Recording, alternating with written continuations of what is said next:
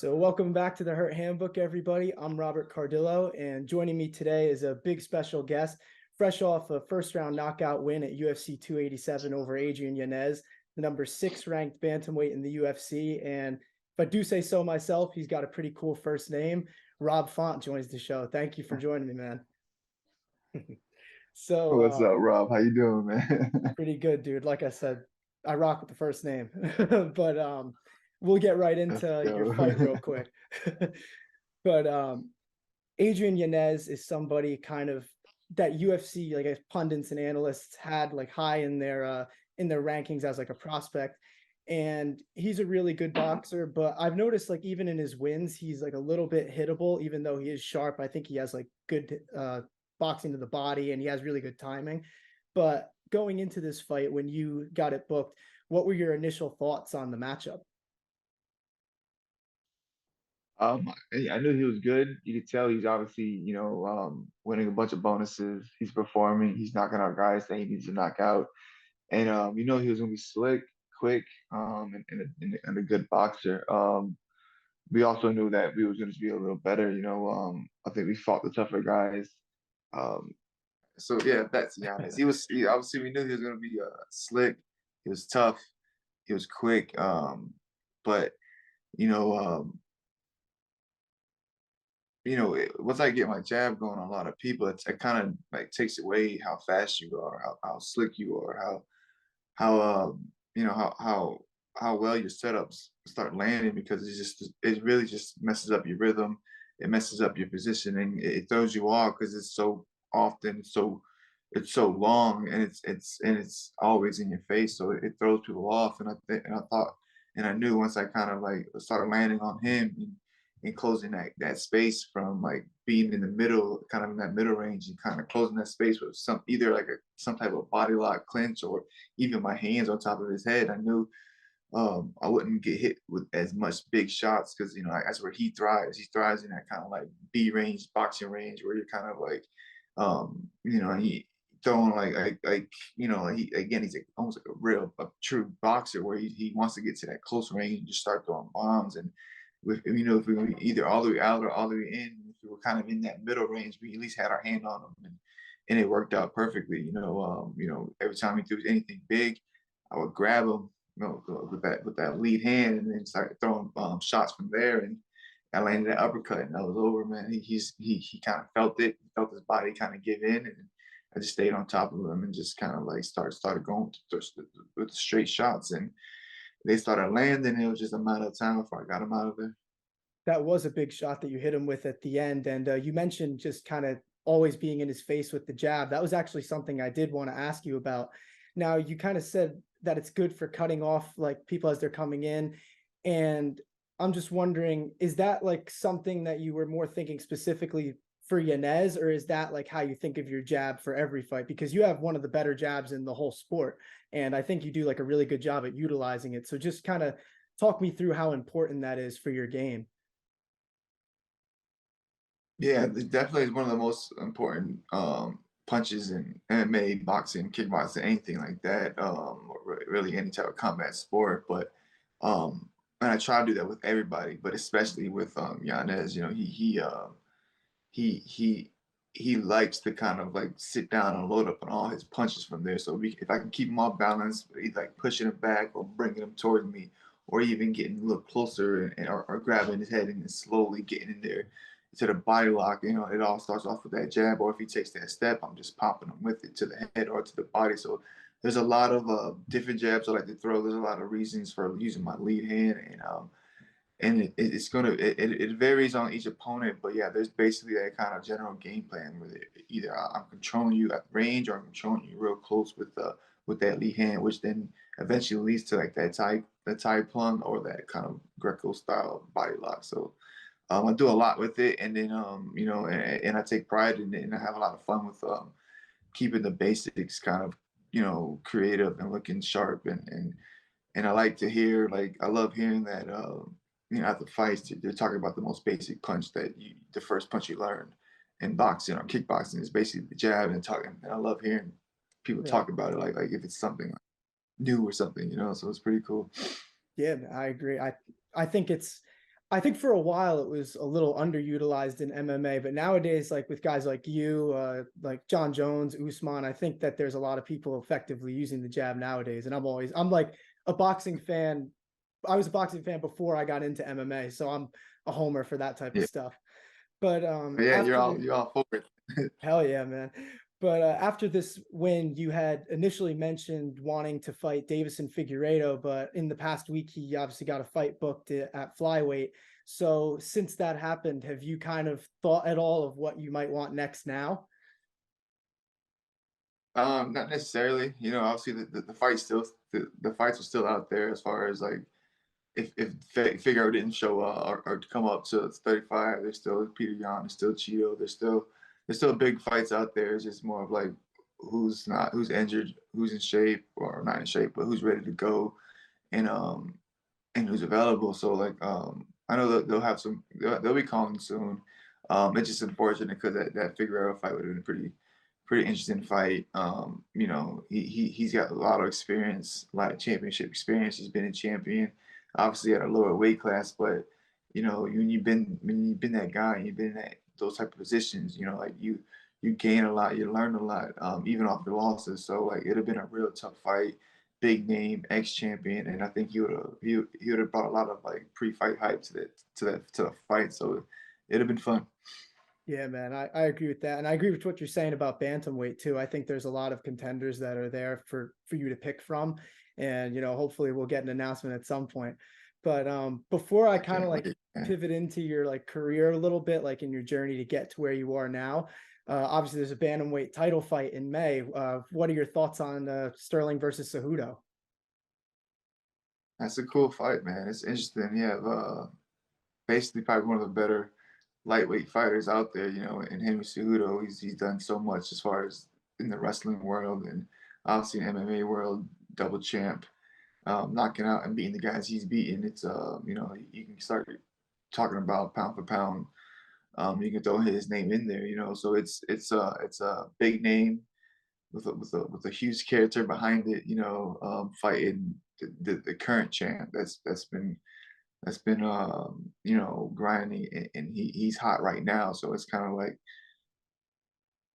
you know, can Sterling stop the takedowns? Can Sterling get a takedown? Can he keep him at range? He's the bigger fighter. He's the longer fighter. Can he keep him at range and box him? Use some dirty kicks. Can he when he does get into clinch? Does he get, you know, counter with a Henry Cejudo takedown? So there's a lot of questions. You know, obviously Aljamain's the bigger fighter. Does he get on top? And is it a lot harder for Henry Cejudo to get up? But you know, those smaller guys, the shorter guys are so hard to take down plus keep down. They kind of just bounce up, and they kind of just roll up, and they make it happen. So it's very interesting. You know, does Aljamain get the back of Henry Cejudo? And if he does, how long can he hold on to it, or can he actually finish? So there's a lot of questions. It's an interesting fight. I'm more hyped up for the pre-fight shenanigans to see what, you know, saying how it goes down. But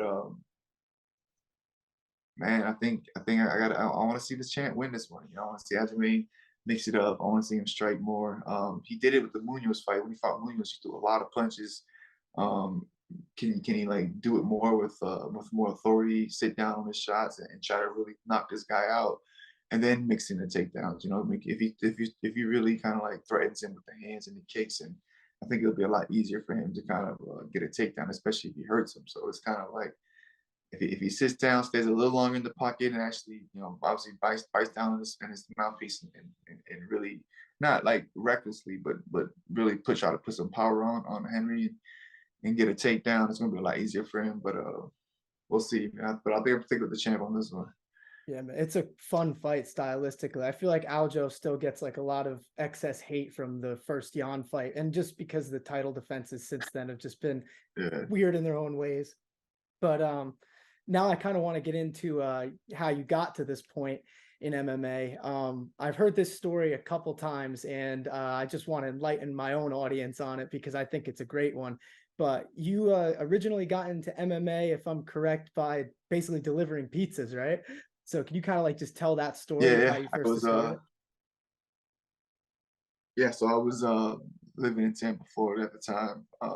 didn't really know much about UFC or MMA, and I delivered to a house. They were getting ready for a fight night or a pay-per-view at that time. I believe it was BJ Penn versus George St. Pierre, and yeah, they were just outside practicing, doing jiu-jitsu, and kind of like, was curious, asked about what they were doing, why, what was going on. They kind of broke down jiu-jitsu, MMA, UFC, what school they went to, what, like all the basics, and I just left that house with like just so like curious, so like ready, like there was something that it just hit me different than anything else. I grew up watching boxing, and it wasn't like that, like it didn't hit me the same until I saw it. And then I started, obviously, once I got off that shit, I went home and I started YouTubing and Googling and trying to find whatever I could to get my hands on, like MMA or UFC, and the addiction and just started getting bigger and bigger. And I just kept at it. And then probably 2 or 3 days later, I signed up for classes and never looked back. That's awesome, man. And honestly, my original like fandom of MMA kind of started the same way, just like binging fights, getting like up to date with it. So I definitely respect where you're Yeah. coming from with that. I wanted to ask you about Tyson Chartier. Is that someone who's been in your corner since like the beginning, or like around the time that you're talking about? Yeah, 100. He's been there from the start. Like I started, obviously I started in Tampa, so he wasn't out there. But when I got to Boston, I was going to Seathong in Somerville, but I would go up to. They had a North Shore location as well, up here in the Beverly PB area. So and I met him, and I seen him there, and then we just started from there. Just kind of like started to become cool. Obviously, we started training. At the time, he was still fighting, and he was kind of like fighting, but kind of in a weird leadership slash manager role, where he kind of like just helped one guy would get a fight because he was getting his own fights. Helped one guy get a fight, then it just kind of helped another guy, and it slowly just became. He was the guy that got people fights, and then it was like he wasn't the manager at first, but then it kind of slowly, as he got out of fighting, he just became the manager, and then he made it official, made it a company, and then made it, and then he obviously started putting all the pieces together. But it really happened all organically, and then it was just one day, we running, we warmed up. It was like, hey, there's a fight card coming up. You want to jump on it? And I was like, well, let's do it. And then that was it. We just took off from there and just never looked back. And he's been managing, cornering me ever since. That is awesome, man. I think that you really have a good team around you, honestly, way more than like some other fighters, even from like the bigger gyms that you hear about, just because like, you just mentioned all your past with Tyson, but then also just having a guy like Calvin Kattar, who's in the weight class above you, and he's in like a similar position in the rankings as you. Does it help having a guy like that close to your weight class and in like a similar ranking just to kind of navigate the sport with? Yeah, 100%. Yeah, it definitely helps. It's a huge help. We kind of get to learn off each other as far as like the outside the cage type of stuff. We get to learn from that. We get to see what works, what doesn't work. Like obviously everything is different. I'm a little different than Calvin, he's a little different from me, but we're real similar in styles. But we get to kind of like play with the same tools, stay with the same weapons. We and then why not have one of the best boxers or kickboxers or MMA fighters around all the time, and I have that, and he's mad, he's real chill, great, good guy. I learn a lot from him outside the cage, inside the cage. He's just a good guy to kind of like try to mimic when you look at boxing or defense or even toughness. You saw what he did in that Max Holloway fight. It was like, fuck, like you can learn a lot about heart just watching that guy. So it's, I pick up a lot from it. It's been great having him around, having, being obviously from going to wanting to fight each other to like becoming teammates and then obviously brothers. It's been a pretty cool process. And I'm so blessed and grateful to have him around. Yeah, man. And the last person I kind of wanted to ask you about in your corner is Catherine. Now, I don't know, is she your wife, girlfriend? I don't want to get that one wrong, you know what I mean? Fiance, yeah, fiance, yeah, Gotcha, fiance, so fiance. soon to be married. Yeah, Awesome. yeah, But yeah. Soon to be married. We gotta figure that out. do you guys have a date for that yet? Not yet, not yet. We just recently New Year's Eve just got engaged, so like Oh, we wow. just recently, yeah. That's But awesome. we've been she's been my partner for years. Like but the UFC doesn't happen if it wasn't for her. You know, like she does it all from like obviously just taking care of the basics at home, like financials, everything. She does it all to cooking to tell me where I need to be, what I need to do, and like she's just a superstar, she's a rock star. She's the best. Yeah. Is that cool to you kind of because you don't usually see like girlfriends and wives of the fighters, in the corner and so involved with like the training like she is with you. And I think that's like really interesting. Just what does that add like a sense of security in the corner for you? Yeah, 100%. Like she's at all my boxing sparring. You know, she sees it. She sees the good days. She sees the bad days. She knows the system. She knows the game plan. She's watched a lot of fights with me, so she sees it. You know, like um, and then she's more comfortable like being right there instead of being in the crowd. You know, so it's like I feel comfortable. I feel good. I'm so used to having her around. You know, all the sparring, all the she's always just kind of hang out and just watch the jiu-jitsu classes or the Muay Thai classes. And like so I'm so used to having her around and obviously especially in sparring sessions. So it's like it almost be weird if she wasn't there, you know. So it's she always hasn't been, but it was like points where like, yeah, I don't know why it took me so long to kind of have her in my corner. She's always at all my sparring sessions and all my fights. So it's like it only makes sense. And then obviously, we also have it to the point if I'm not listening, like she starts screaming, like not screaming, but like voicing what I'm supposed to be listening to. So I Yeah. know if I'm hearing the voice, I'm completely doing whatever I want and I'm not sticking to the game plan. So there is a process to her being there, you know. Yeah, that's a really cool dynamic. I don't know how many people really tell you that like in interviews and stuff, but I've always found that kind of fascinating. Um, Yeah, so if you hear her, if you hear throwing any type of like corner advice means I'm not listening to Tyson and Jake, and this is like, all right, this should be like a reminder. Hey, listen, we talking about this. If you hear a voice, you're completely going against what we plan on doing, and tighten up, you know, adjust real quick. So yeah, there's a method to the madness, I guess. That's awesome, man. So you mentioned that she's even there like for your bad days, and that's kind of something that I wanted to ask you about because in MMA, just the grind to get to the fight is so crazy, and I think a lot of more casual fans don't really know about that. And just training 6, 7 days a week, doing like two a days, things like that. When you have like those setbacks in training, whether it be like with injuries or just like having a bad day, how do you get through that mentally? Like, what's your process on those types of days? Yeah, like I try my hardest to kind of just like have a short memory with this. You know, like I try not to watch too much of my sparring. I try not to. If I do, I watch it and I delete it from the camera.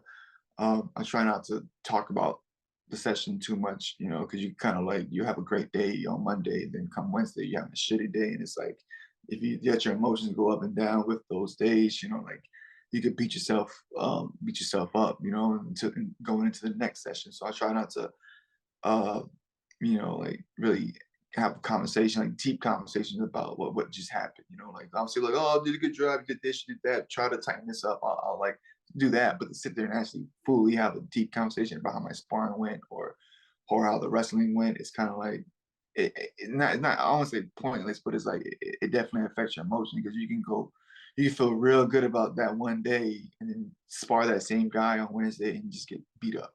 And then you're like real down about that. Like, oh man, this guy, I wasn't doing this. And it could just be he had a better day or you didn't eat enough or your energy was low or you're still tired from the conditioning. Like there's a million like things that go into it. So it's kind of like for you to really get up and off a good sparring session or really get down off a bad sparring session. I think it's kind of like you're setting yourself up for like for mental games when you can just be cool about it all. You had a great sparring session, great. You had a bad sparring session, great.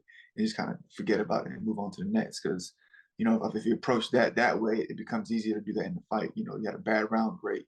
Move on, just get to the next round. You know, if you had a great round, great, cool. You still got two more rounds. You know, so like let's get to it. And I think if you start building it up kind of in camp and kind of having an attitude, it's a lot easier when you're down 2 rounds. You need to get a finish in the first. But if you're still thinking about those 2 rounds, what you did right, what you did wrong, it's never going to come off, you know, and you're never really going to be in that moment. You're never really going to be all there.